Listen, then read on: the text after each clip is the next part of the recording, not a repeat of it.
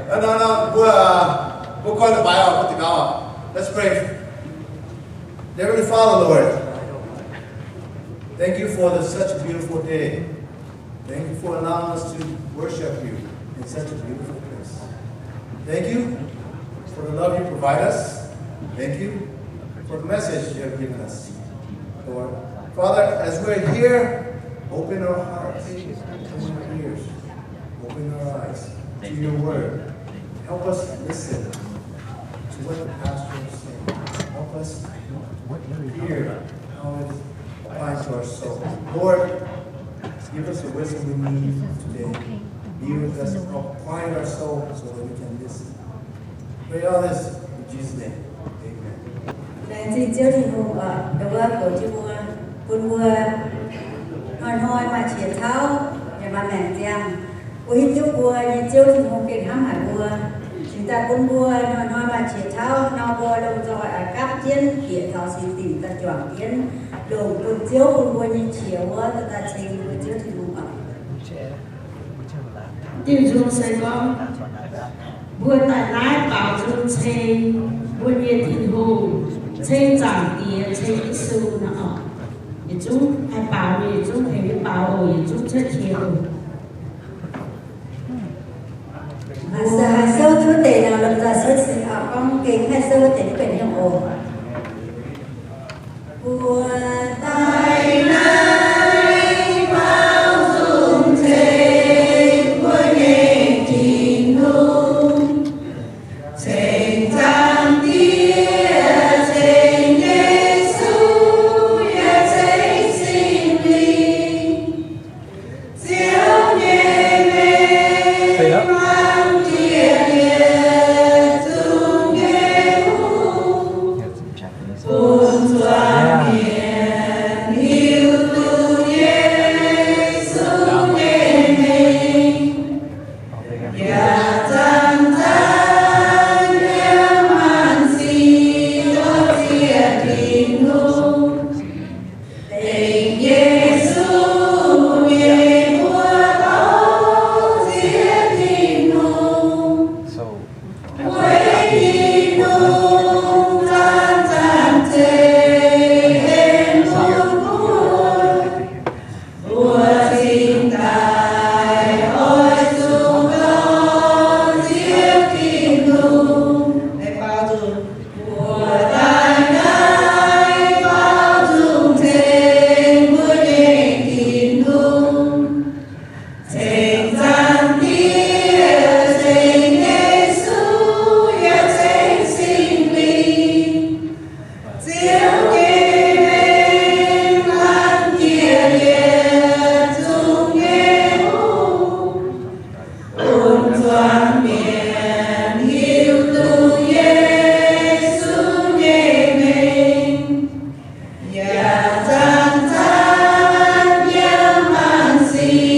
có tia tình hùng tình Giêsu nhẹ mùa tao tia tình hùng quay tình hùng tan tan thế em buồn buồn tình tài ôi dù có tia tình hùng buồn tình tài ôi dù có tia tình hùng chiếu giảm tiềnจะกินข้ามหายบัวจุยเมียนออกพูดบัวดงหายหวานเจออย่างมันเที่ยวเขาเรียนน้ำขาวบัวความเทียบที่ตองบัวเกียรความเกณฑ์ตะเวยเจียวบัว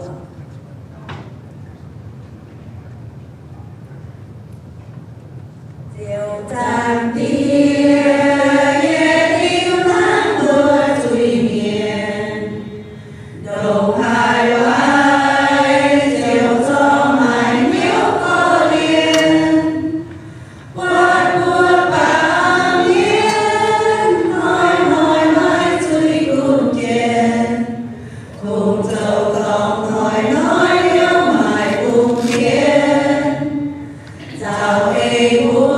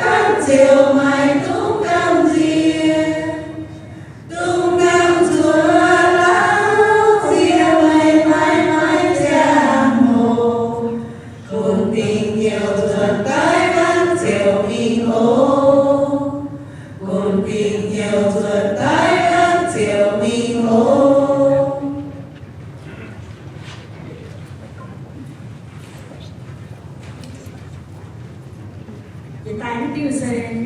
đúng không dân là yang thi sơ ta nhị trang ta nhị nhiều nên thao ta lựa nhiều buôn hám Giêsu sen hám tao tàng non hám tháo hát trả nhà buôn tàn hám tao tàng non tùng cùng đó tung thui bờ hám Giêsu ở tao tàng nên hám buôn kỳ mà chơi hổ cùng đó ở mà buôn quán tiêu du nhẹ lời buôn tùng cùng đó hát trả nhà hám Giêsu hám tao tàng của ở tao tàng nên hám nghĩa bên cùng đó Siêu Giêsu còn búa yên thao mây tao cam mê thằng nhia dâu bóng câu đâu nói tia dù miền dâu thơ mây ya mãi thủy bơ xiên quân mãi đang quê yên hề mùa cùng gọi dâu họp thiết không nhẹ ra mai tuôn mang kề nhau bom tháo in dâu thảo giang nhiều xiên vẫn chiều Giêsu đưa cao mây mãi nam thiên thang giáo ta mùa ngoan cá mấy cây đọt chia đồng mãi cô mây du nam nhà em du ơi nghèo xuân hôm nay coi nhiều xíu xíu tăng tràn mây mai ngang nhiên hàng tao tăng mùa ba mai tiêu mây dầu tu lông mây dầu mai luồn hồng mai lai lốc treo mây du mang lông nhẹ quý nhẹ hoa mây du mang lông nhẹ quý nhẹ hoa tao ta muốn ra mấy năm hải địa mai buồn hai điều ghé thiết ngày sao địa mai buồn yên dầu tô gió vẫn lô cha sen lồng yên tan thở nắng tiết cầu cho sen lồng mây mãi năm chia nắng tao tăng mùa mang cá mây kinh tròn địa đồng hai cô mây du nam nhà em du nói nhau xuân hôm mai coi nhiều xíu xíu tăng tràn mây mãi nam kia nắng tao tăng mùa ba mai tiêu mây dầu tu lông mây gió mai luồn hồng mai lai hồng trao mây du mang lông nhẹ quý nhẹ hoa mây du mang lông nhẹ quý nhẹ hoa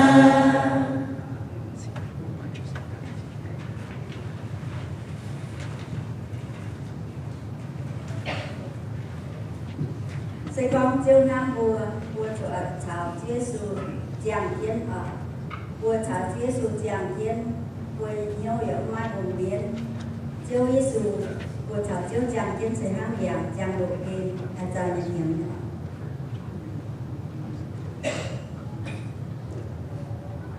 Chào chiều Giêsu chán chiều xiên bóng chiều mai vùng biển mai tình liệu nhẹ hát Giêsu nhìn thấy vẻ hon chuyện nhiều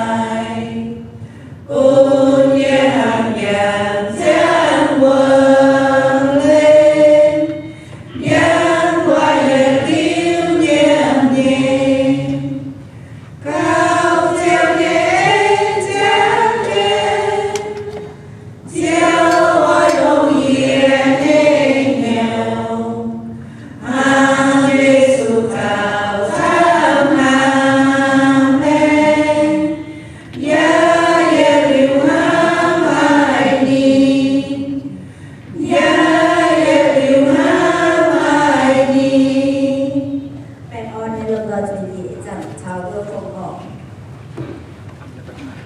Let's pray for our offering. Dear Heavenly Father, as we look around each day, you are gracious, and as you promise that if we trust in you, that you provide for us. And we see that in everything we do. We see that in everything that's around us. Father, you allow us to manage your wealth here on earth. And as we manage your wealth, we give back the little that we can. And Father, we ask for blessings upon this giving, that we can use it to continue to glorify your name,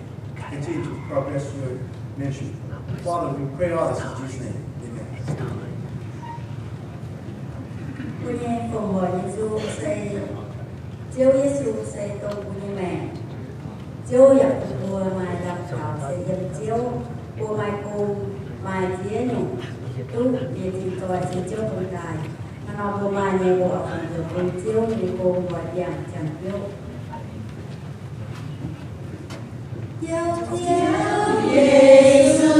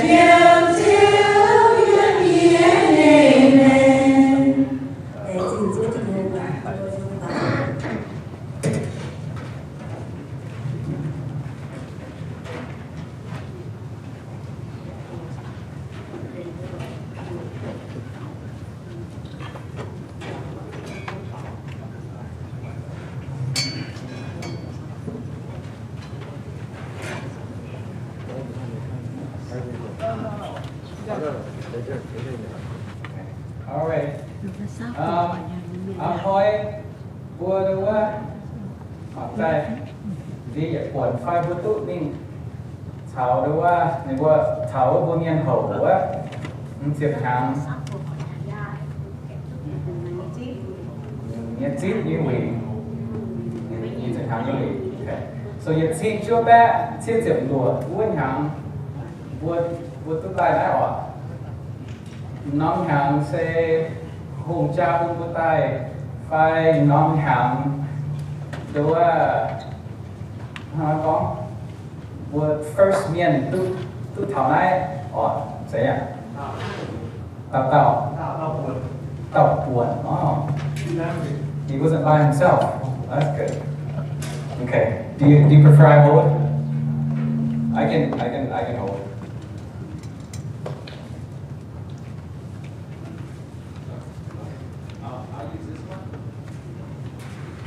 I'll use this one.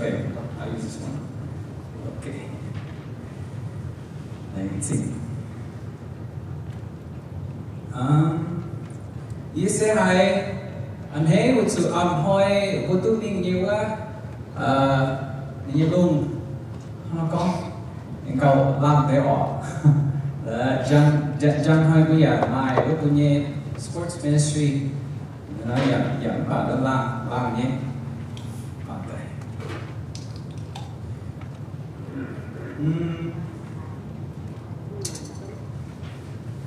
nghe PowerPoint sẽ anh đâu chẳng như rằng nó đâu anh trên đâu Bible verse 5 là phía chẳng như một sự đi hỏi ta con nhận học không vào in hỏi đâu oi chun giảng phải nó phải chun nó này Johann the thiết tam nó gọi sẽ ngay đó chỉ nhiều như bên xuất yêu tu than như vậy Phật yêu hay là yêu xếp như có thể tiền như này con như tổ như thay đổi này phía con ba miền như tăng chiếu là cũng như vậy glasses wall dễ sao tăng chiếu mua chiếu tinh chiếu tinh chiếu và những sản phẩm là những cái mà chúng ta có một chiếu tinh chiếu ok dành nó như dẫn ta hồ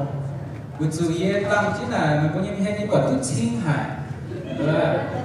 nhé dạng chính chính dành là như ta tăng có chủ yếu là và chính dùng như chúng tôi là như ta mỏng quả hay mình hắc nó đâu á thành tí tung là ok ta phân mình qua tôm vào này ta có quả là đâu á ta mai đi xin nhé và như trick những chính quả nó tin rằng nếu chẳng phải chính chỉ con ngoài là ô chính không như là nãy lưỡi chịu nhám năng chính chuyện quả nó giờ này trở mình mày tình chịu vậy ngốt lại ở yên tổ đó yên mình high school xem hồ á yên tắc khu tắc trên hồ của ha nghe chào khỏi lúc của yên chào baby ở như last này chào á lúc của chào baby à chào baby là cả chào chính như cả hai yên ta có của mình chọn như tăng chính là chỗ ngoài cái bé lên hơn anyway ô chị tình á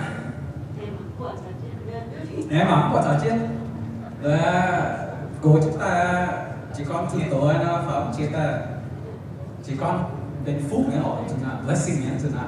thế thứ gì nữa ok ye đó là yêu ai con thảo bao nhiêu trang chiếu chính chiếu bữa như này in the English term guys it's worldview okay bữa như này đó là bữa tu xuất sẽ hăng hái của con sự hài nhung bữa như đi mà bữa thảo như bữa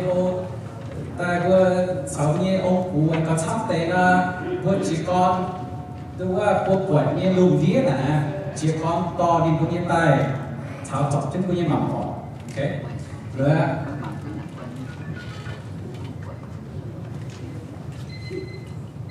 tôi chỉ như toàn phải cho như toàn phải cho timer up to như này của you know, boy, your fault. It's not a pager. Play a prank on me. Okay. All right. boys. Itu kasihan nenek kamu ini. Tunggu con. Chúng ta con happy với hai cậu á, những cậu ở đồng sĩ là một chưa điểm chẳng okay. Worldview. So the way Giêsu rồi thiết trang này nên chào như đó ba miền cứu thôn này sẽ nên một quạt như mẹ yên nhung hăng nên một biển hiếu như lồng đĩa này yên nhung hăng. They had a certain worldview, and Jesus was like, "No, it's wrong.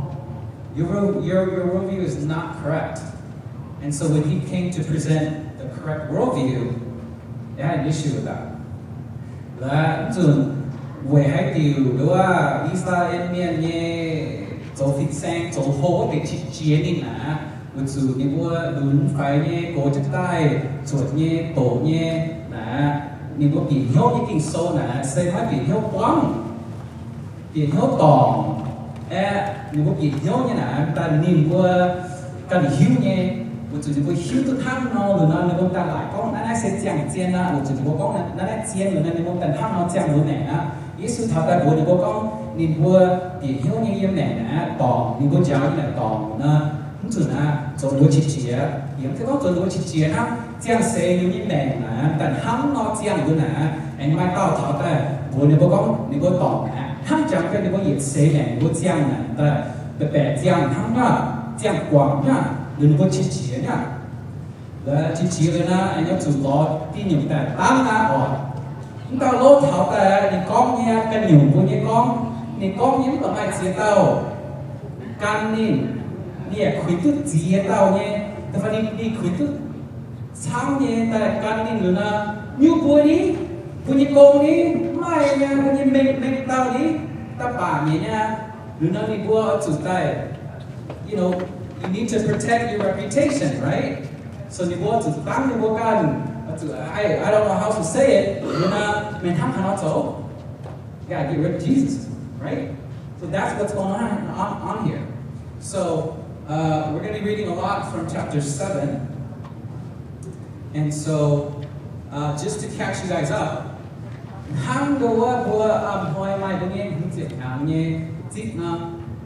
nên vua Israel nó còn mai nên vua nhiệt dịch nhé nó chẳng hổ này vua the thiết giao này sẽ nên vua nhiệt đó nên vua nhiệt đó annual feast nên vua nhiệt bió nên vua nhiệt chia bió liu nhiệt dịch. I don't know what that means, but every year nên vua nhà mai nên vua nhiệt đó cấp thứ nhé ở nên vua Israel nhé lấy là sẽ phím chẳng con hắn tao giờ học chủ mình này, okay? Rồi nên vua hiếu tó con Giêsu mình vua rồi là nên vua Chúa trên ngõ nên. Man, I gotta summarize this real quick. So before chapter 7 was chapter 6 and 5 and 4, right? Jesus fed the 10,000, right, from 2 fish and 5 loaves of bread, right? When he did that, it was amazing. But when he also did that, he said a lot of things. He said, hey, this is only temporary. You guys follow me around because I fill your belly. That's great. But you guys need to look for that which that will fill you ultimately. So he started getting tough. And then he says, you got to eat of my flesh and drink of my blood. If you don't do that, then you're not living the right life. And people started getting pissed, like, man, this guy's crazy. You got to eat him? And you know, right? They just couldn't see it. So they were mad at him. But they were also mad at him because a couple chapters before that, if you guys remember my sermon, there was this old man laying by the pool. He's lame, right? He couldn't walk for like 5 or 4 years or something, okay? I'm not sure which one, but if you go back and read, you'll know which one. I'm trying to trick you to reading your Bible there. And then so when he healed that man, it was on a Sunday. I guess during their time it was a Sabbath day. Anyway, so he healed them on a Sabbath day. They were pissed about that, right? And so here, now we come to chapter 7. They're like, oh, we're going to see Jesus soon. We're pissed at him. We want to get rid of him because he's here breaking all the rules, right? He's healing people on the Sabbath day. He's saying he's the man. He's telling people to eat of him. They're like, we got to get rid of this guy, okay? So now you guys are up to pace. Do I chia tay wa na chapter 7 chapter 4 5 to 6 wa Yesu zo yi si wa suốt chia tao bia chi chia nhìn được wa mai tao nhìn ba nhìn nó nhìn thấy trò của tao như cháu á nhìn thấy trò của tao như cháu là sẽ lên bài hoi thì đại thì bố xiên như là sẽ lên bài hoi nè nên hai chỗ công ta phân này thấy tao nên là chỗ công nhá nó bố chi chia Giêsu chủ nhìn muốn hát nói giáo không phải Giêsu tháo tay giáo như là tôi tiệc chủ nhìn vô nhé chủ tôi tiệc chủ nhìn vô nhé giả miên giả đánh can nhìn nó chủ nhìn can như vô à can như vô là nó vô như mình tao vài rồi á nó siêu vô như mình tao get rid of Jesus okay now we are caught up to speed so chapter 7 mình bút chúa trên lò Giêsu à mình bút chúa trên đi là như thảo như yếu của his blood brothers they're saying hey Jesus you need to show up and do some miracles and win them back because you scared them off when you did the whole like body and blood thing and he's like oh man you guys don't believe me so he's like okay you guys go ahead and go you guys go ahead to the festival I don't want you to miss out it's very timely isn't it and then Jesus said what I'm not going to go because it's not he didn't say he wasn't going to go he said it wasn't his time he did end up going even though they were going to threaten his life okay so they were pissed at him because he disrupts the status quo right I can disrupt the status quo now we work hard for the US dollar don't we but I want to say that the US dollar is fake it's a system that the United States and Great Britain set up and tricked the whole world into entering into this debt system and now we have to rely on them they got Saudi Arabia who's in control of worldwide oil price to agree to sell oil in US dollar. Everyone needs oil. So now we have to buy oil, but we can only buy it in the US dollar. So everyone's got to work for US dollar. You guys see how it works? So I can tell you that it's a Ponzi scheme. I can tell you that it's fake. That's the status quo. I can come out here and say that, and you guys can be like, dang, right. That's how it is. And I can say, y'all need to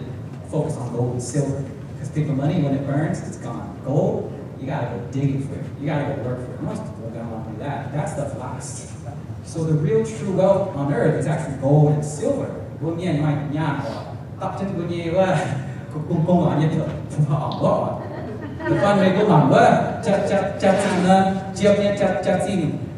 tiếng hàng chia tay đó vào chia chuẩn nhé. Tông này có căn nhà như cháu quá. Gold used to be like what, $1,000 an ounce? Now it's like 4,500. It went up 400-500%. A lot better than buying Tesla stocks, I tell you. See? So I'm disrupting the status quo by saying this. U.S. government, they don't like me for saying this, but they're going to make you still use U.S. dollar. Does that make sense? So Jesus is doing the same thing. He's coming here showing the true worldview, and they're like, we got to get rid of it. Okay, if I keep this up,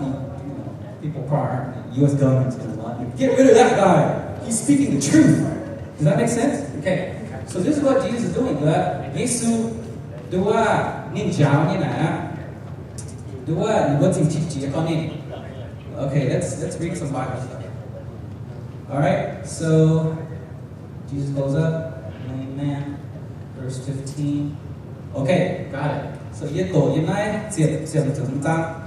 So Giêsu tháo ta à, nên tháo chít ta. Okay, mà chẳng con tham câu. Okay,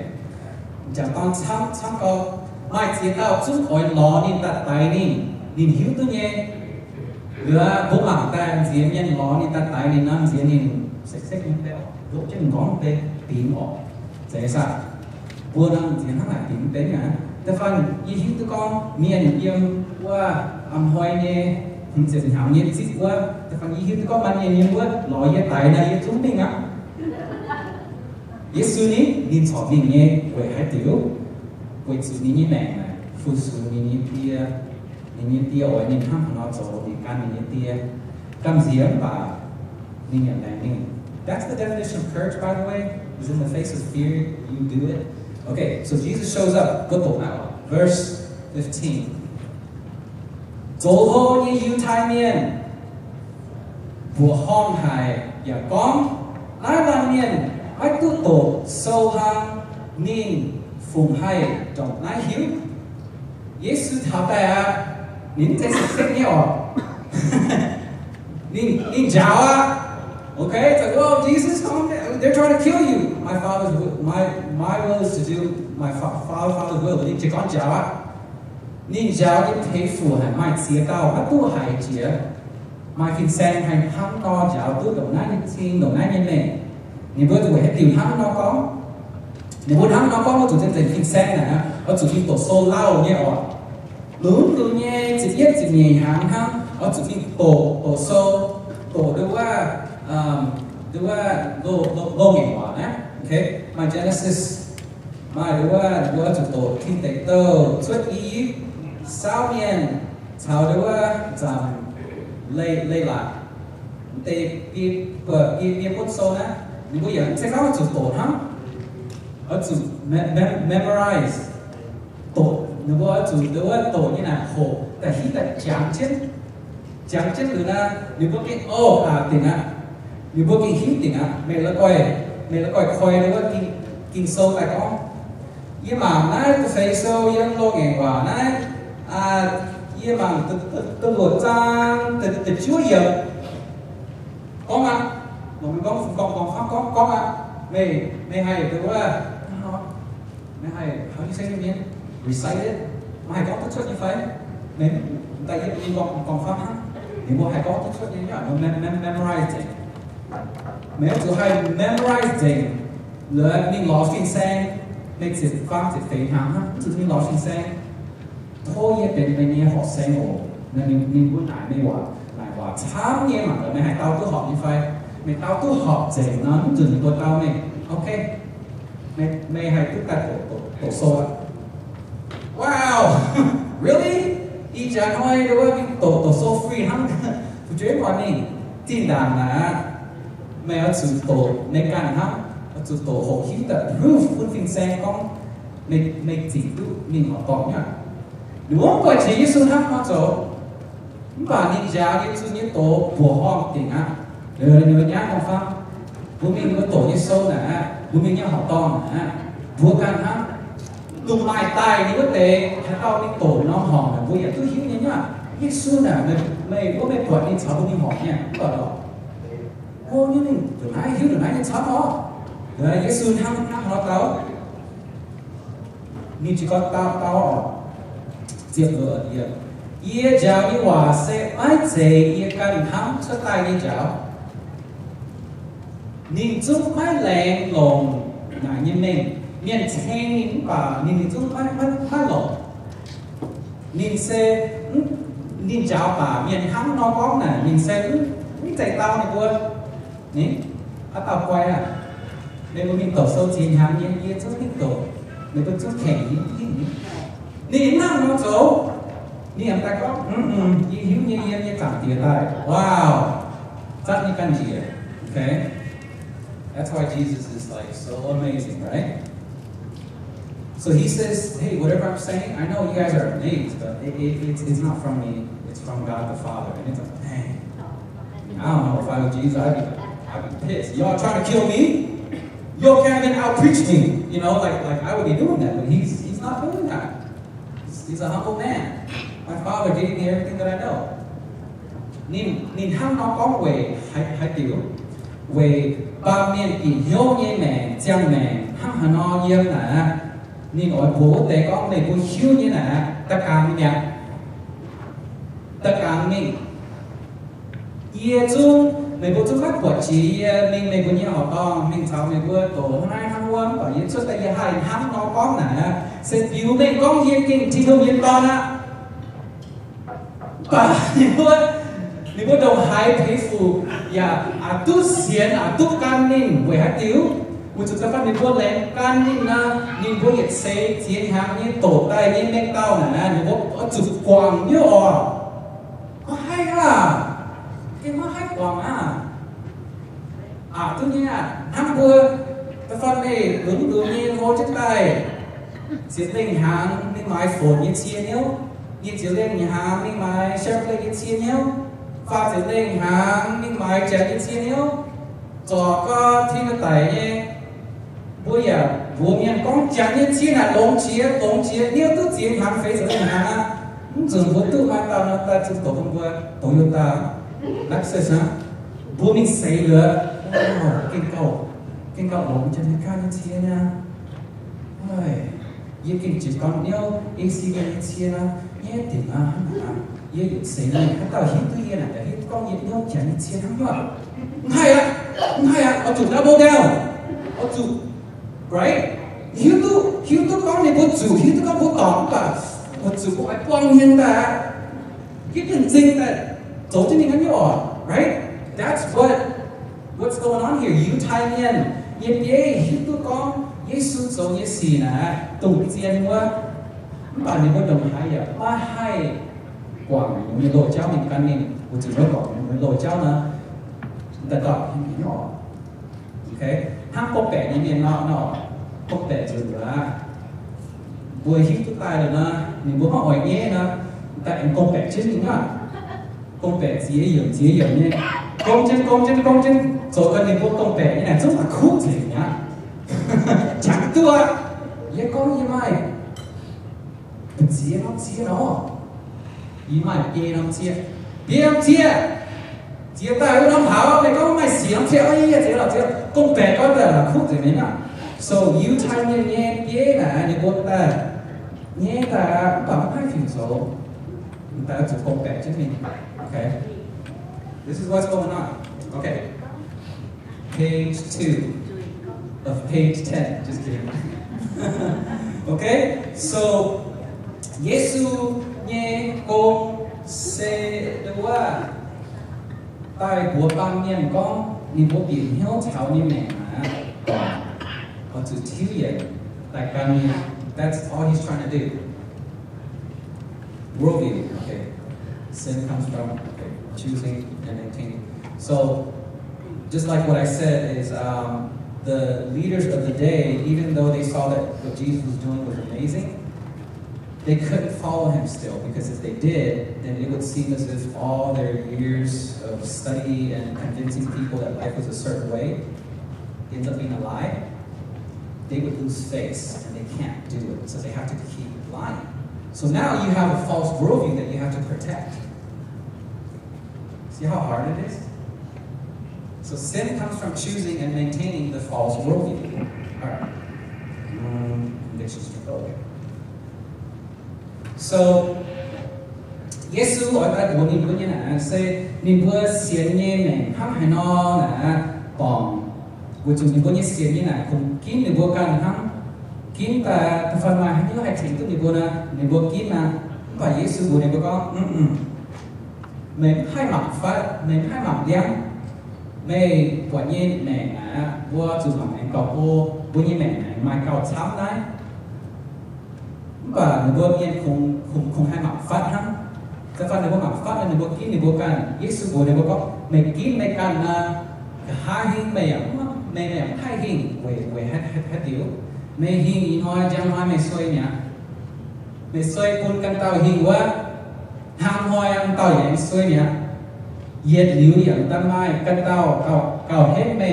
nhiệt liuอย่างมากันเต้าจำห้อยให้มากับช้ำแม่ออกเนี่ยให้ติ่งนะหรือนี่อ่อยคุยนี่บอกก็ไม่ปวดยี่แม่ยังนั้นปังเกณฑ์นะแต่ว่า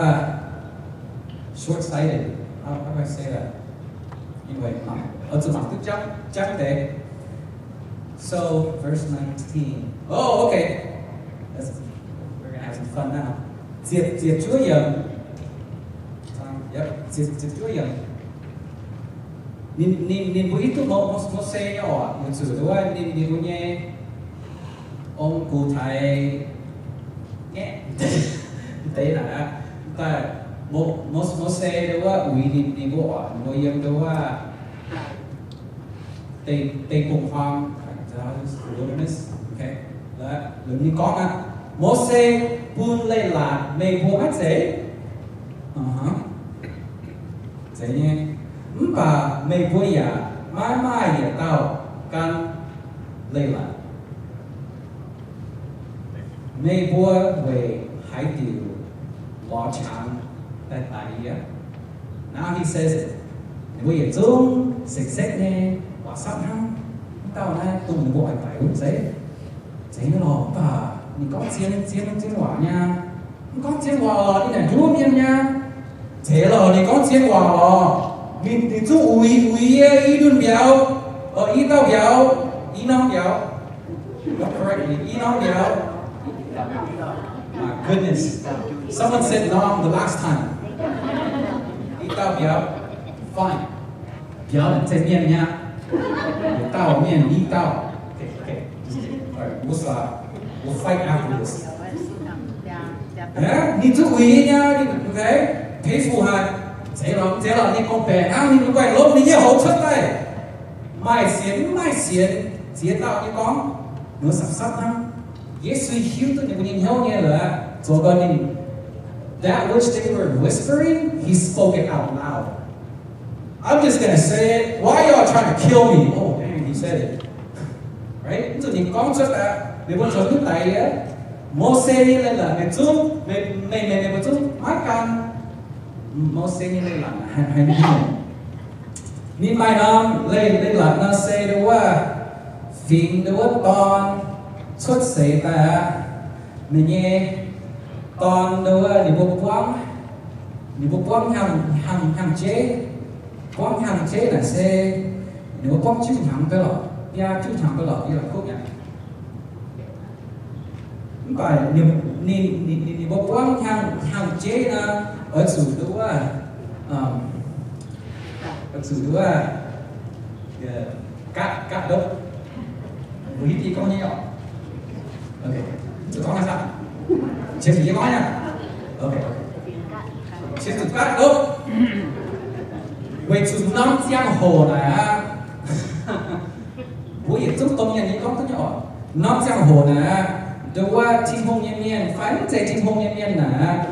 mai tao là người bốn này Giêsu nàng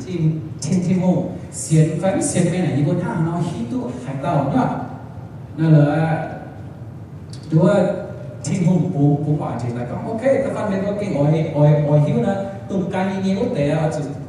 chủ cá của chủ dân dịch can như nhiều tế là dân dịch miền ở hốc như này muốn ta phiêu nó can nhá ta can nhá xiên thiên hùng như bên này can như này ở chủ cá là mày hồ chúng ta giáo sinh nhiên trang hồ á miền chẳng phật này là mình cứ có mày can như phán can nhỏ ok số nó xuất lấy ta mày quăng chữ xỉn hàng cái lọ tao con nhà ở chủ cá bảo mô xe như lê là này xe ta phân tao con quăng hàng chế nhiên trang hồ là xe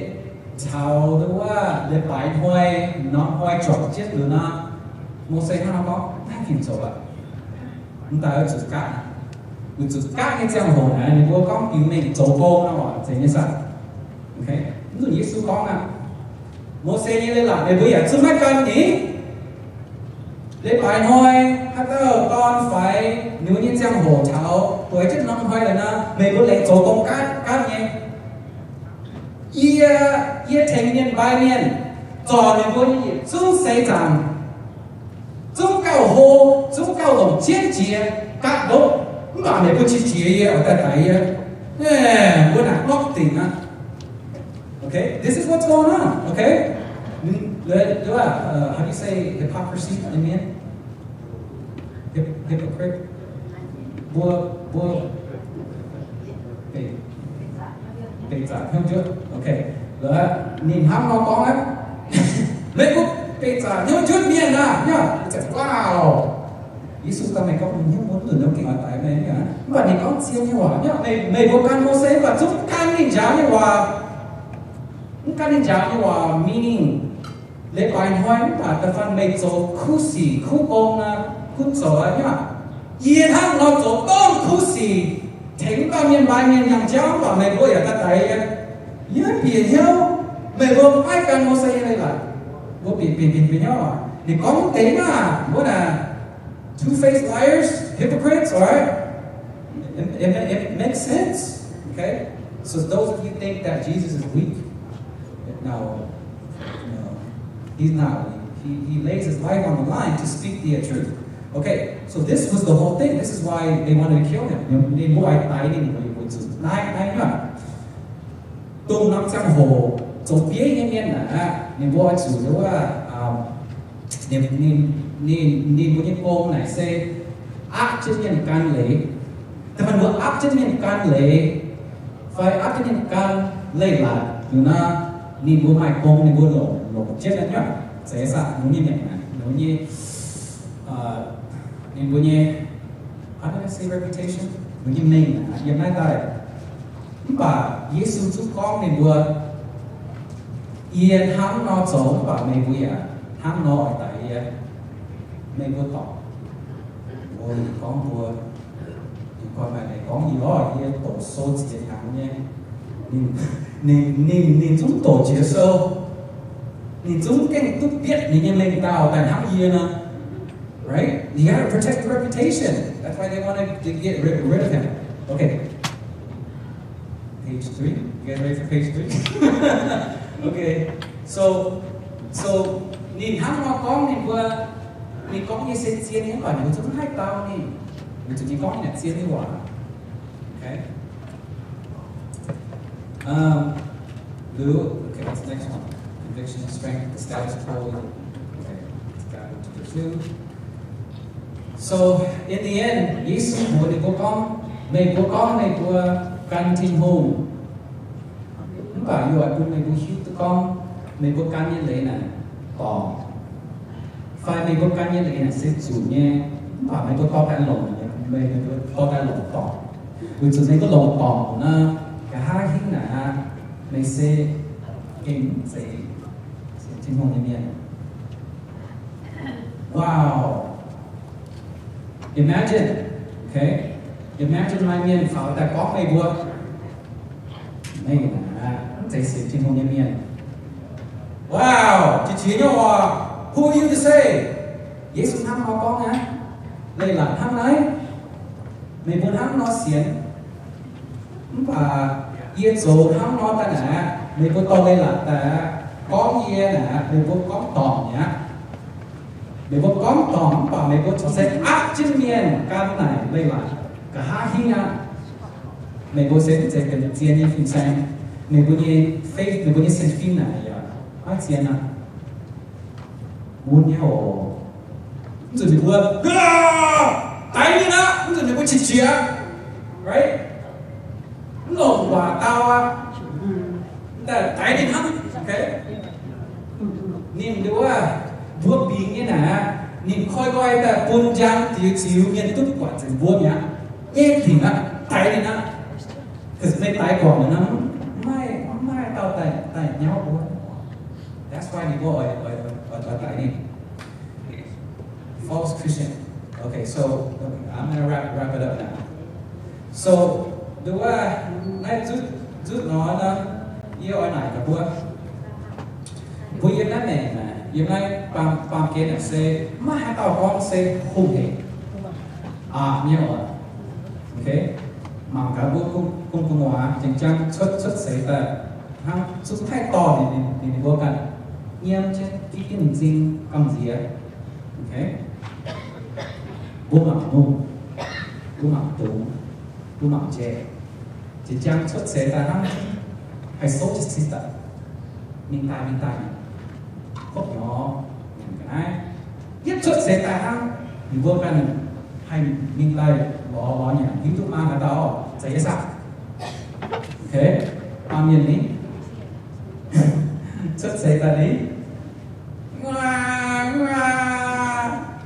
ye yêu xì ye chuông thì bây giờ cái này có vào cũng nhiễm ha nhiễm chứ mai tao đúng không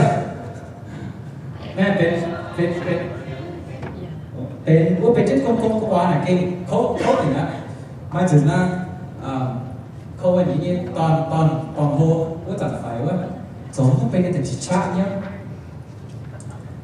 จิตชาติเนี่ยมันดูว่ามันต้องเสียไฟจิตชาติวิ่งเนาะวิ่งก็จุ่มใจเนี่ยใช่nhiều ai vùng gái phải cho những anh chết này thực tán cho những cháu tại tổng ác tổng có khoai nhiều chủ vùng gái phải chủ vùng cốt phải ok rồi biết cái nghĩa trên cha nhá nhắm thì nhắm kể như này vô hải phải sẽ đến vô lò chủ nhìn nhớ mà nhìn chỉ chia nhìn chỉ số hẳn lại nhìn vô nhìn chẳng vô lò turn off the AC oh okay it's actually winter oh I'm sorry Cho có về hãy tiểu y cho đi đưa hồ chế dành mình mà cái mai hãy những chút trên nhìn phải và lý chỉ con nó phải thua đi thua cái yết thua chủ tòng á của những chỉ con sách thế lý tình á đấy chỉ con nhớ đấy mình phát để thua nên chỉ con sách thế lý chỉ con nhá mình xin how was I supposed to know cùng hóa con bố vui nha những gì ở bố vui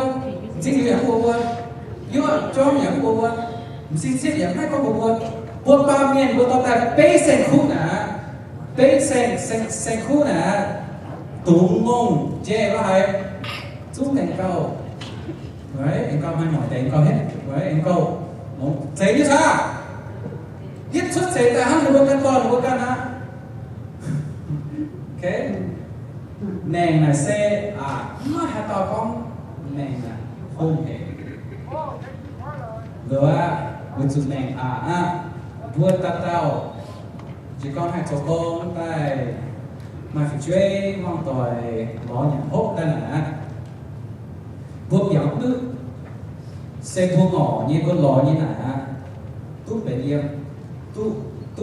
tu mai tòn lộn hoặc tu yếm lộn right comfort we look for comfort all that was just to say that we can't help but look for comfort we want to be comfortable we want to be happy right if it's too hot outside turn on the AC if it's getting too cold we turn it off if it gets way too cold we turn up the heater we want to be comfortable okay that's the natural thing vua ở tu bể yếm bà Giêsu tại bùa ba miền này xây dựng thì hiếu nhé nãy mẹ bùa ta tao vậy rồi đứa lọ nhung xuất rồi lọ nhung ta hay chạy bùa chạy nhé bùa biểu đức bùa tại lọ này bà mẹ bùa lọ như là tăng không mẹ bùa lọ như là chạy mẹ bùa tăng không ai chạy cứ lao mẹ bùa nhận hốt như là nhận tăng không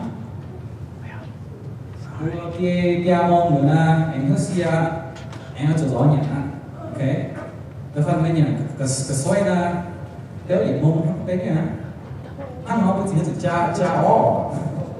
nó sẽ tăng cái xia nhé Giêsu của ba này có mấy cái lò như ta chỉ mấy cái là tăng ba năm mình cũng quản như phải quản như kia buôn này với như là xây dựng điều tai mò mía tai mỏng cả gì con như là tiền như phải tai xế mỏng cả khu như phải tai xế mỏng cả thành mấy khu như phải try me okay come try me out nhìn hắm nó nãy thì nghe gospel nãy thiên không như khu phiền này sẽ mấy bữa lo như vậy như vậy xuống nè thành tăng hắm tai xế cái gì okay bữa xế có cho cái cá chiên,但唔係cho cái cá chiên弄破嘅死咯，講呀，出聲 brand 不會人哋咩忙呵，會點樣人呀？當半個做我，I don't want to tell the higher to can't use I think they're the best. All right, vua ỏi lò, hay nhiều. Cái phần vua ỏi lò đúng không? Vua yên tổ để tiên á King Saul á Psalms 16:11 May ỏi buôn ye hiếu tu将每一朝因每一整天每buôn ye mai trên yêu thảo đạo因每年表结果mai lưu nhé on lò Giêsu ỏi bố con the fun name tình ở nó nhung tay thành sáng tức đây cần là tay bỏ đi 2 Corinthians chapter 4 2 Corinthians chapter 4 16 to 18 I like this one when I buộc mai làm hiếu mai kun buồn như xin kun chỗ kun hay trên địa đúng吧buồn như hiếu nhiệt thôi đấy nhiệt thôi xiang 本應先開始開，對話本氣真大，咁把本應先氣真係將河啦，本應靈魂氣真好，哇！ mai tao fin sen nín yên nạc thảo nín nãy bằng kênh cháu eternity hiểu như cháu thiên hùng như cuốn là hăng hay non hăng là để nín có xe đượcว่าbuông yên mà nè buông tan mà chứ nín ye buông hăng xuất sẽ nín họ to tổ số trước họ tô mà phải chơi mai hoang tỏi retire chúa chết tài hăng dễ sao ok vui nhiên hăng như này hăng nó chúng ta phình sang giáo cái sang đâu đâu bằng cái như cháu tùng vô tư hiếu tư quả như tạm hăng sẽ yếm lại thiên hùng yếm hải thiên hùng là yếm nhiệt liễu yếm ở này tư quả con của như này sẽ có yếm trên chúa trên thảo vô tài hăng sẽ có vô chất sẽ ta được vô chúa trên tài hăng mình cái sẽ yếm ở này hăng nó quả con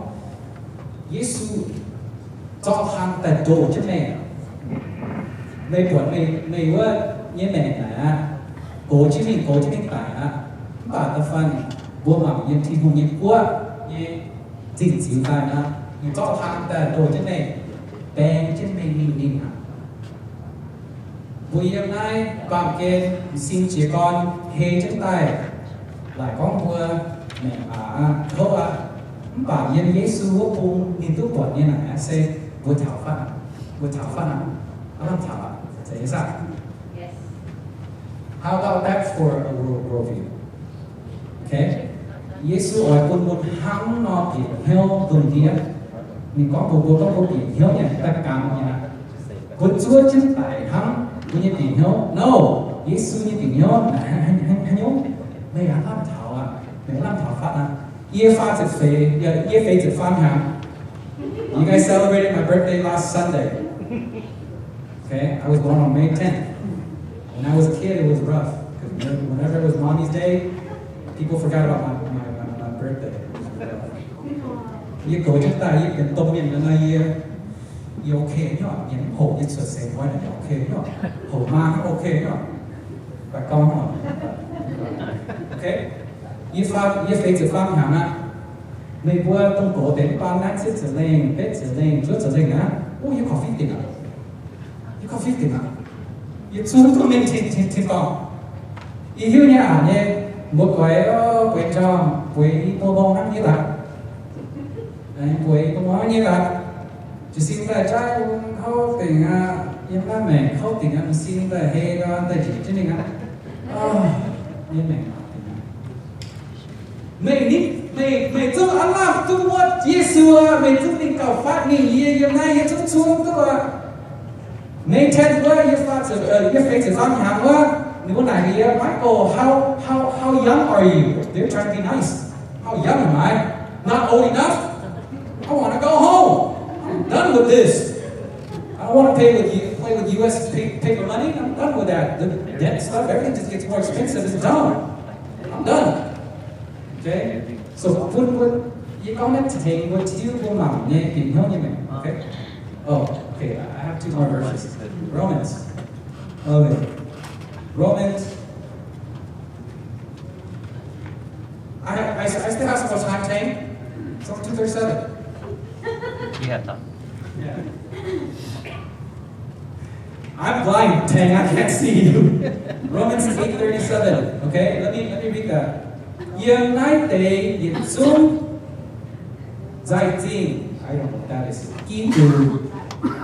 giải trình ký từ tổng ham bùa của tao buôn bùa hình chia rẽ người nào buôn bùa on heo on Giêsu hình chia rẽ và phần bùa đi xin phim bùa ăn nhưng là bùa thảo đi chọn trên hình Matthew 16 one more Matthew 16 verse 25 Matthew 16 verse 25 hai tao cùng ham chiều mình cần như mẹ ham với tao như này chiều chữ quả hả như chiều như mẹ cả hi ở chữ quả right but if you're gonna work to save your life in the end you're gonna lose it what is it weird It's upside down. Tất cả miền này nhá. Và hai tao về nín quang nín nhẹ mẹ, với tao chiều tụt này xem á. Ta phát hiện lại tài để nó tụt này, và ta phát hiện lại món ta ở chiều như căn na, nhìn hắc nó chỗ nó như tụt lót này, hả? Ok. Hai tao tụt dậy lùn día như cái này, ok. Hai tao tụt dậy lùn día như cái này, và chụp quang nín nhẹ mẹ,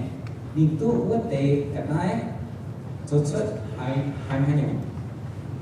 Một chút xuất xe trong hồ này, vô mai hạt tao xuất xe trong hồ này, xuất xe là chút trên miền như đi hồ mạch chưa manh nhan liền, không trên quê trang mà hay mai hạt tao xuất xe cần hăng nò, mai tao xuất xe cần lên thì kết nhé, thế như sao? Tại trong hồ này nó lên thì kết như cái hồ, okay, so that means so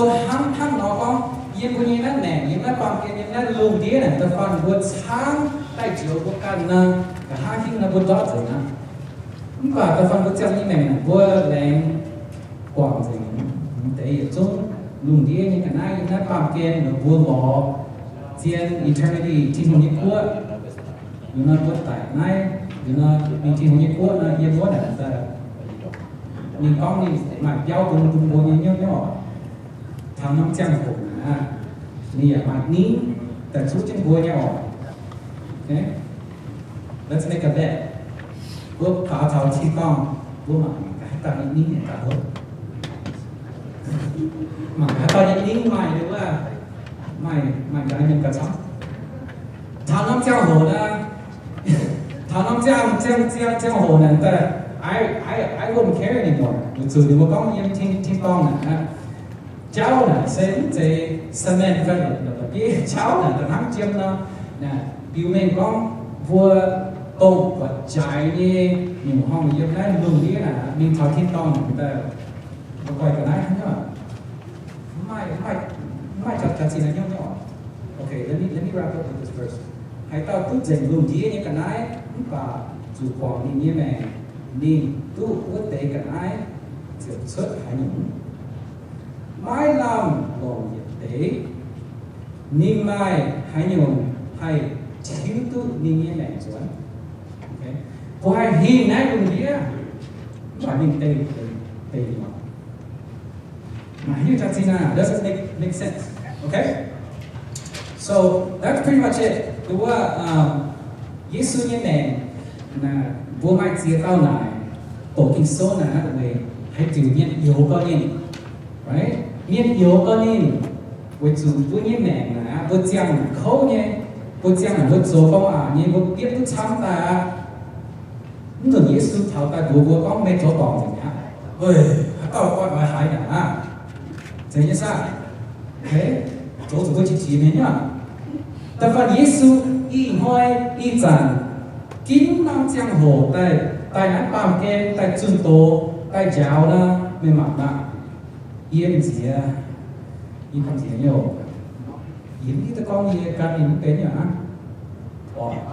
yên mai trong này yên tổ sâu thắm coi yên nhiều hong hiếu gì yên giáo yên năm năm với giáo chúng tao Giêsu thảo tại con của yên đơn tin bây giáo yên tòng ui yên coi hỏi à phải yêu lãng nhiều như căn chỗ phải ta sẽ mặc cả những con như này riêng như phải toàn mình nhớ phột lao á này sẽ mặc cả thôi ta bữa này sẽ như phải riêng nên tàu phải con nguyên phải mọi miền đất phải. I'm talking about your ego and your pride. Are you willing to lay it down and try Jesus' way out and see if it is good?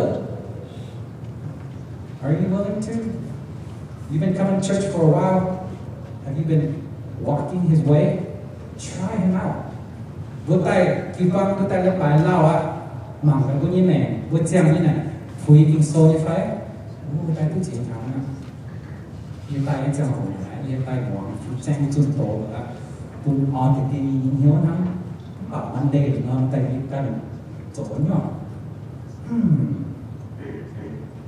yên mỏng ta yên kim chẳng yên yên này càng kim sâu ý chia hạ nhìn ta kinh thành tự nhiên phải try it come taste and see tai sấy mỏng ta khu như phải thành tự nhiên phải okay so that's why yên kim sâu chỉ nó tòng miền chi chỉ con này bà tông ló chiên hỏa như vấn đề tông lóคือว่าเจียวเจียวปุ๊บเลยเนาะดูหล่อก็ปวดอ่ะ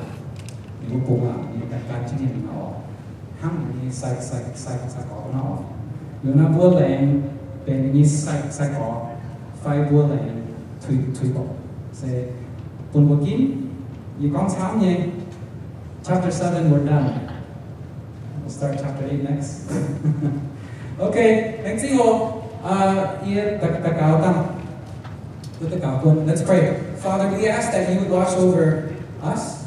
There are a lot of scary things out there. There are a lot of places where we feel left out, left behind, that things are slipping away from us. And that we are probably justified that we have to go get it for ourselves.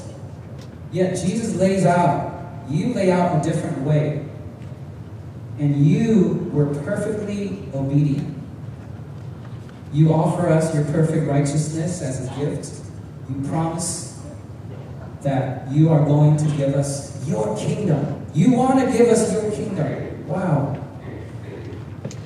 And Father, help us to trust you because we're so weak.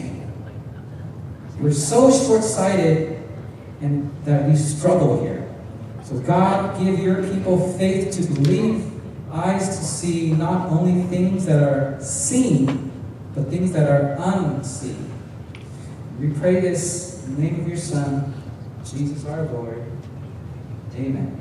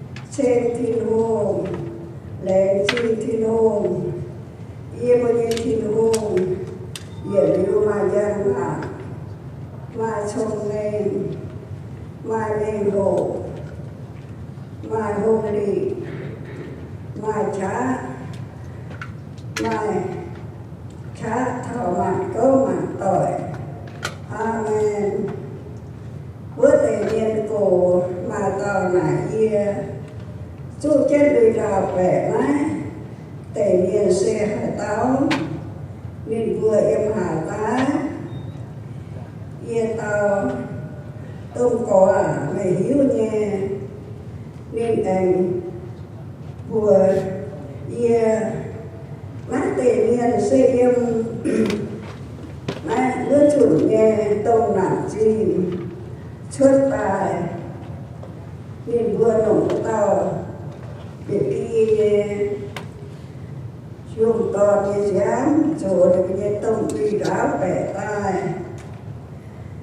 vậy chủ đến vừa em hôm vậy em thiên hôm nhà hôm vậy em giảm thiên trang hoa trang nón nghe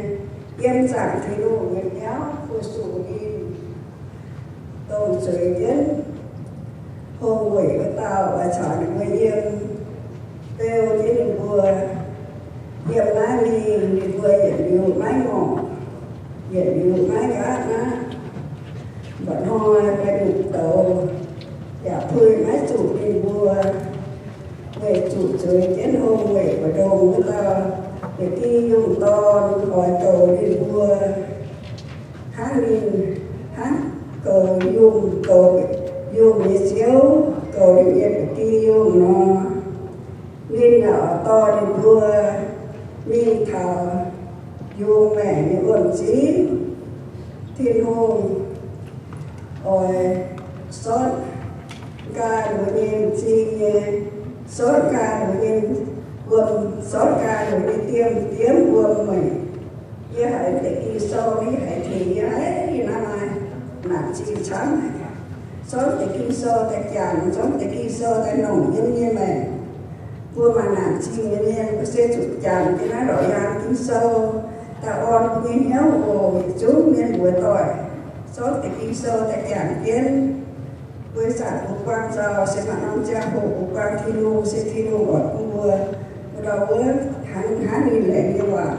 bao nhiêu nó sẽ lệ nó nhung và sẽ lệ như sẽ tàn quá hắn thi đô như vậy lệ như sẽ hiện những đó để những gì cho tất cả cho em như mẹ ồ lệ chi đầu với đi cần này phải hắn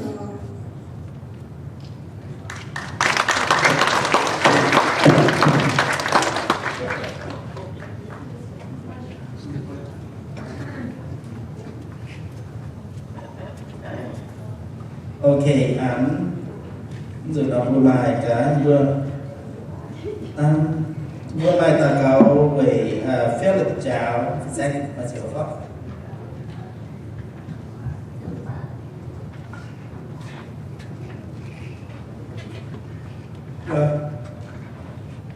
ngày mai cái mà có hơn mà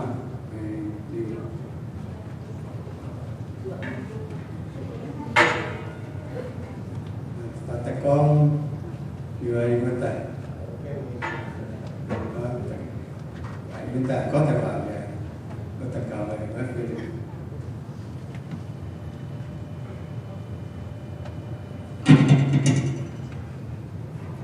Đó, lên chim vừa nhân hoa giờ nữa kìa lên chim vừa miên mùa tật tao thì vừa tật cào on chân vừa dần dần này vừa vậy tại dần tại tiểu luôn nghe lên chim vừa miên mùa lên chim chám hồ lên chim vừa có nhìn chú miên mùa thì vừa tật cào chân quy vừa dần nhìn nhiều bạn on lên chim thì nó hùng vậy bêu cái vừa nhìn chung để tạo đồ nghe thế như là chim hai con chắc con rồi vậy có phòng bên tổng con phải bán nha nữa là chim vừa tại nhất là chim cung tự nhiên là chim bây giờ xuống như mưa tỏi thì chỉ có tất cả bây giờมีทั้งหมดchia giờ thằng nói tay thằng cảnh con má người là chim con người là này trên không nồng dư là chim hang lanh tạ triệu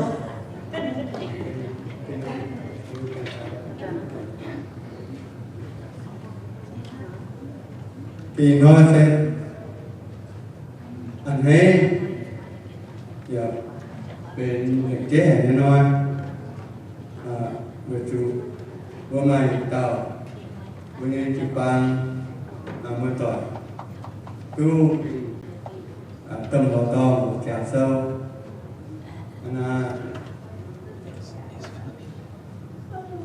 vừa chụp ban tỏi từ trên anh hết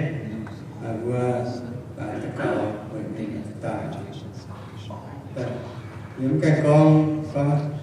phải hạ làm vườn ăn trên con này thì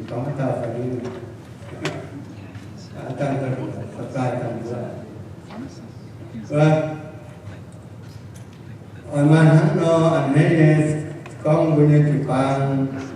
mình mà tao cũng con tụ chẳng dân tâm và toàn phải các thảo phải phải vừa tổ chức sau vừa tụi mình làm này vừa chụp bằng tỏi chắc chắn này mà chẳng cún vừa thảo bây giờ nó là toàn như trang hồng sẽ phải trang hồng vợ để kiến thiết thảo ta miền nhà ở tất cả ở miền chúng ta nói thì là mà chàng có mà chàng một quân như vẫn tổ trà sơi điều kéo phải như đó bukan vừa mắc tội sầu trong hồ này tại vừa bây giờ biết tu và tại biết tu thì bây giờ giờ mà càng đứng thảo và có hay tại thành ra là bản tòng bây giờ là bài chàng hồ mà Việt Nam chết con một chiều vàng rồi và cho nhau này chip là tạo nên and I say well Philip yes cũng tạo ra là chi phí không cái nhà tôi một con trong những cuộc thì con đến tôi đọc từ nhiều quá nên thực tăng thì có cái là vừa xuống từ trên chặt cầu này nhìn vào in hát là con hồ sơ giản xây hắn vừa xài thì nhân viên nào vừa triển nhau chỉ con thì hắn sẽ ở bên thảo tỉnh ta như vậy và bạn sáng này mình rất thảo tỏ với lại mai khăn tỉnh đầu xài cháu tại kỳ khổ của mà tên ai quân xin về lại cùng lại sự suy tổ phải lại xin nhàn để cháu là bên của mình tạo tỏ và Philip tiết chết thiếu chuyện nó tỉ tài như vậy chuyện thức tiếp mình doctor degree phải có family doctor người tiết khâu như xem gì kinh tiền thuyết đúng như phiêu tập cũng có thức quả khiến nhân viên tâm hiền này nhiều cái này thì người phụ căn là quan tâm dùng nên cháu chủ có dân mình vừa mình mang hình dạng này và mình vừa có cái hình về trước tình hùng nghe em để người vừa tôi hình của con victory in Christ bởi vậy mang hiện nay mấy vừa hồ tài giải quay tu hồ sơ giảng đồ thờ cung yên địa con thành bản nguyên tụi chuối là thì chết mình vừa nghe chập gì ở đi anh thuốc dầu địa sai phải góc tường thì vừa kì thật chứ mình vừa lồng nhau để mà làm nắm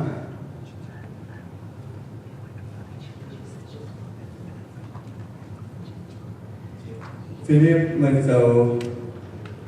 con hô bây giờ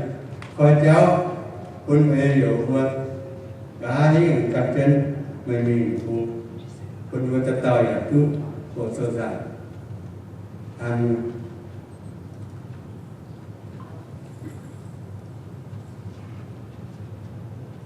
có thật sơ giả thì cháu nó 24 pan này có dân sùn hô dân sùn hô là cái hộ tế chiến trai là cũng thả tàu cũng thả làm nha thì vướng pan hàng nhiều là hàng vì dân với tổ quân vượt xa đèn để ta tới niệm để niệm ca về anh ta có qua cho nó diệt tế niệm diệt tế với rằng cái này là niệm xuất về nó anh còn vấn đề là cái là gì là cái luôn tu không tu lộn đi này tàu về nhân dân viên chúng các quan phát triển và tu trong tình hình vì ai hấp tâm với trực vang được rồi sao tuy nhiên hết sao chân không mắc phải hết dù yên với trực vang doctor hiện cảnh với cái thứ là thành tạo còn gì master sẽ cái thứ mà thành tạo được như trực vang và doctor thì tạo từng tạo giống na tu học gì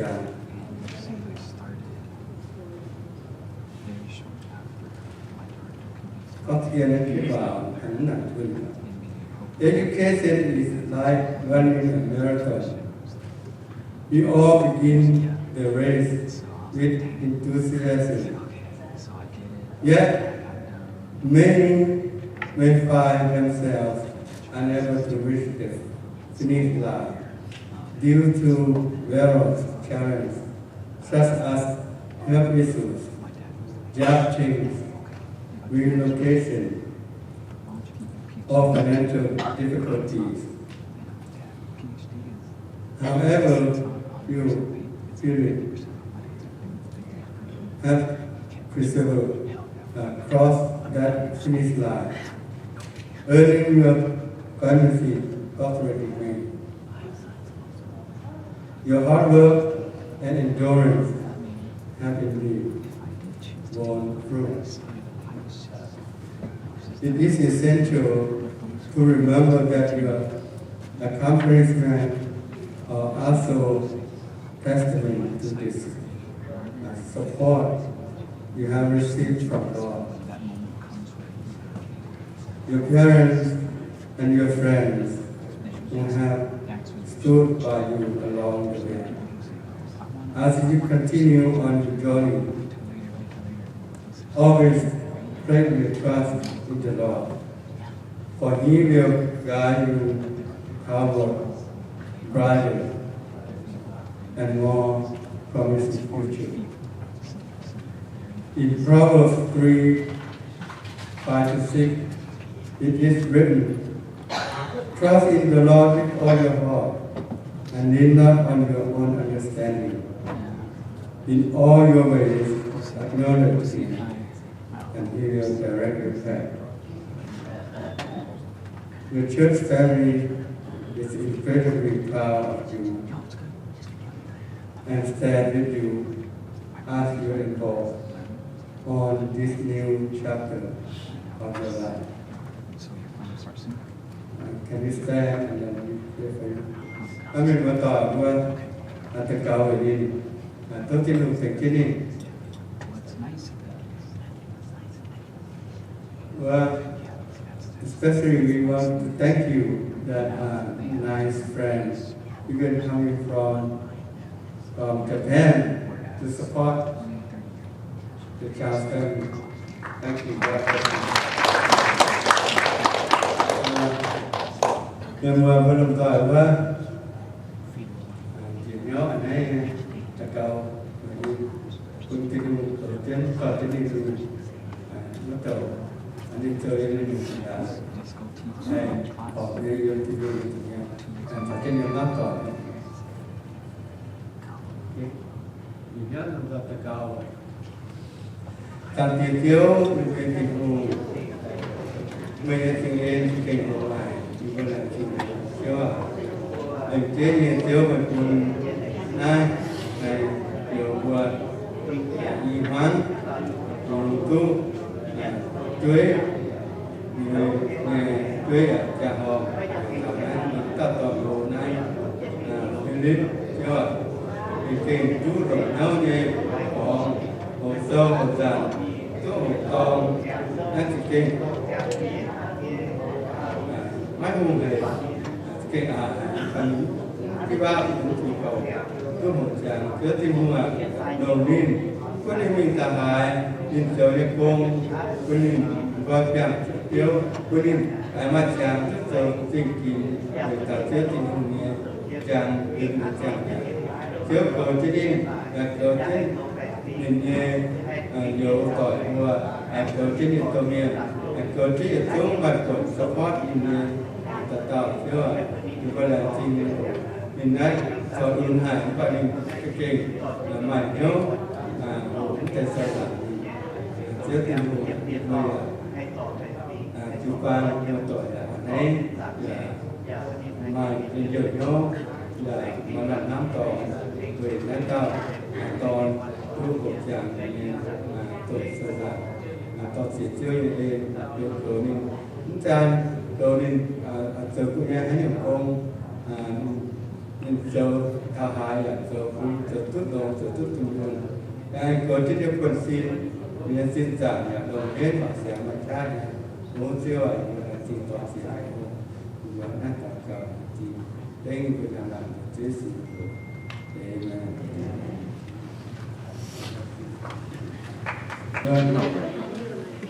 cảm ơn các quý càng nữa mấy cô bình gian sự liên tục ta muốn tàu mà kết ta lao đó người nó xa như tu và trường mà để cháu mình thầy có tu có thằng tu có thằng đầu này như cha thao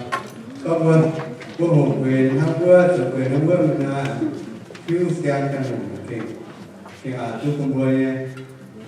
especially thăm bữa cuốn để nó trong áp tên để có gì thì hàng chỉ tay có mà nó mùi và đồng nhóc con em còn nó mùi là kế coi tập trung họ có nghiên cứu phải thực hiện sai anh em anh vừa nghiên cứu nông toàn bộ tôm thịt sen chào xuân tô giá bà thìว่าmà tao có nghe thịt sen là có vừa chụp băng này mà miền to họ tình hùng thì vẫn có đi sập công anh thì là chỉ chết có đi là chủ nhân cua làm nhẹ là thứ là chỉ ta nhận thứ sinh nào và ta này thì đi nhận sinh nào nè anh như vừa rồi anh đã sợ giao thông cái xe này có đi chơi nó tỏ có mình thở thành ta nhận thức sinh nào nhưng mà cái tôi thì có cái này tôi ta tỉ ta na thì không yêu nên nhau nên trường sự tin hùng anh nên đi cắt tạt cầu phải có nhiều thông tin sớm của những cái tuổi như anh ấy trả tin hùng có họp này là ta cũng họp có ăn thực tiễn tiếp theo một ta trả cái kinh nghiệm chúng anh nên ta phải sai có nó là nhưng mà ở phía bên này yêu từ từ mình ăn được rồi với hai của anh chàng vừa mấy cô con nè xuân sang cháu học từ ăn nó sớm vào thì có căn rồi cô hành lắm hết tất cả cái tiền sẽ con với những cái tiền này ăn mà mình họ ăn mà ta được trường con ôi như vậy giờ phải có bố mình phải chỉ tao này chủ thì sớm ăn nó thì có căn có tỏ còn chỉ vui vui không hề nhá và vừa hai con phân mình chủ con già mình đồ ăn luôn nên là cái mà này họ chẳng là sẽ từ thế nào cái này vừa làm giờ sẽ xin ra luôn có sản tiếp theo như tình huống tổng thám con em đã thấy em vui thiếu còn thì hành hỏi với tất cả trên trên mình tại này thực sự là chưa tình huống và có lần chết thì vẫn tốt chúng tàu toàn Philip cứ gọi đi lồng nhớ lồng nói cứ hỗ tràng nên vì ai có thể vì cái lồng hàng cho quân nhiên hay anh hay nhớ mà tôi chỉ thiếu như em thiếu à trước thì cái vừa dùng miền đất chủ đi quân hát tàu hát kéo mắm tỏi quân vừa và hay tết tết quân đi một sự chơi cho mấy ngày hôm nay một cái sở giảng ăn chết mình chủ chiến cần phải tổ chức mà thực thể nghe có thể vì vừa cũng có và tôi hồ sơ giảng cho tôi phật thể cho tôi cho mình và cao thiết thì cũng như vừa hay tổ chân nhung thì vừa cũng là cũng được chưa thì dùng để đi vừa nhẹ còn độ thì vừa nhẹ hàng hoa như này tan cho nó sẽ có những tiền sẽ vừa đang chi nào chưa có chọn thêm sự sự chưa thảo xét mà con hôm nay như mà tỏi ta mà bản thống mà còn nhớ mà hiểu gì ta cho chưa thì dùng ý xu mà cần YouTube ya tôi chưa thì dùng mà cần điều gì xuống bộ chưa tùng thì với sân an mình tiền xuất hiện tại con chia trong hài và con có sự cùng như tỏi phải ăn một tỏi trước kêu cầu việc xuống việc chưa thì người sẽ nghe là bài họ chưa hành tỏi để vận tải chọn cái này thật sự chưa thì cùng bộ là khi tao phía của quân trang của nó tạo cả những điều gì sự chỉ dạy của Amen. Ok, có yêu cầu mà có bữa trang kia có tu quân đồ mà phải xong buổi chơi phải chụp ảnh trên quân dẫn cái chuột ồ rồi cái chuột ồ là gì?